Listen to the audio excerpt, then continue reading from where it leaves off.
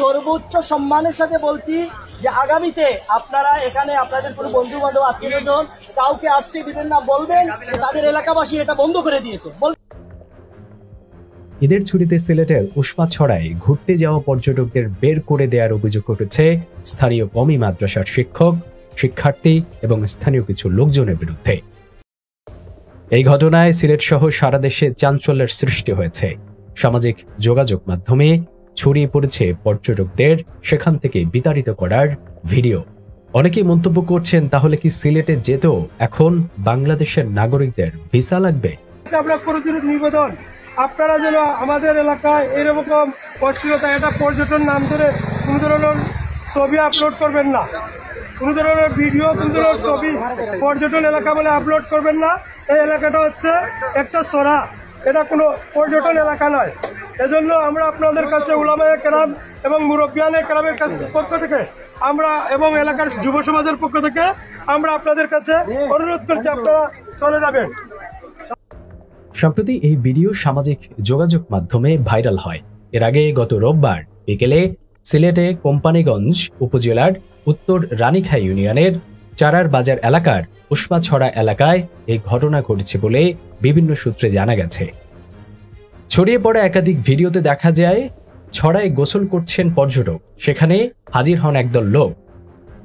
তখন তারা পর্যটকদের উদ্দেশ্য করে বলেন, সম্মানিত ভাই এবং বোনেরা, আমাদের এলাকার পক্ষ থেকে, এলাকার আলেম ওলামার পক্ষ থেকে সিদ্ধান্ত হলো যে এটা কোনো পর্যটনভুক্ত এলাকা নয়। আগামী থেকে এই জায়গায় কেউ আপনারা আসবেন না।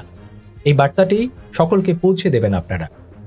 এটা দিনদার এলাকা, এখানে অনেক মানুষ অনেকভাবে আসে, অশ্লীলতাভাবে অনেকে আসেন, বিভিন্ন ধরনের নেশা এখানে গ্রহণ করেন।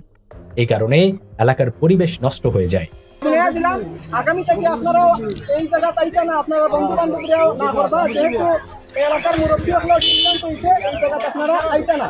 এই এলাকা আলিম ওলামার এলাকা, মানে দিনদার এলাকা। এই এলাকার পরিবেশটা অনেক মানুষ অনেক সিস্টেমে আয়, অশ্লীল সিস্টেমে আয়, অনেক মদ খায়, বিভিন্ন ধরনের নেশা এখানে গ্রহণ করে, যার কারণে এলাকার পরিবেশটা নষ্ট হয়ে যায়। এ সময় অন্য একজন ব্যক্তি বলে ওঠেন, আপনারা আমাদের মেহমান। সর্বোচ্চ সম্মানের সঙ্গে বলছি, আগামীতে এখানে আপনাদের বন্ধু বান্ধব আত্মীয় স্বজনকে এখানে আসতে দেবেন না, বলবেন এলাকাবাসী এটা বন্ধ করে দিয়েছে, আপনারা যত দ্রুত সম্ভব এখান থেকে চলে যান। তা না হলে আমাদের এলাকার কোনো যুবক যদি আপনাদের সঙ্গে খারাপ আচরণ করে তাহলে তার দায়ভার আমাদের নয়। ঘটনার একটি ভিডিও মুহূর্তেই ফেসবুকে ছড়িয়ে পড়ে।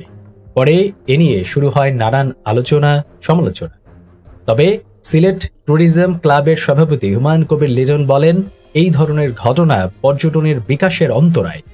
এই বাধার নৈপথ্যে সীমান্তের পাথর চোরা কারবারি জড়িত, তারা পাথর চুরি করার উদ্দেশ্যে বাধা বিঘ্ন সৃষ্টি করছে।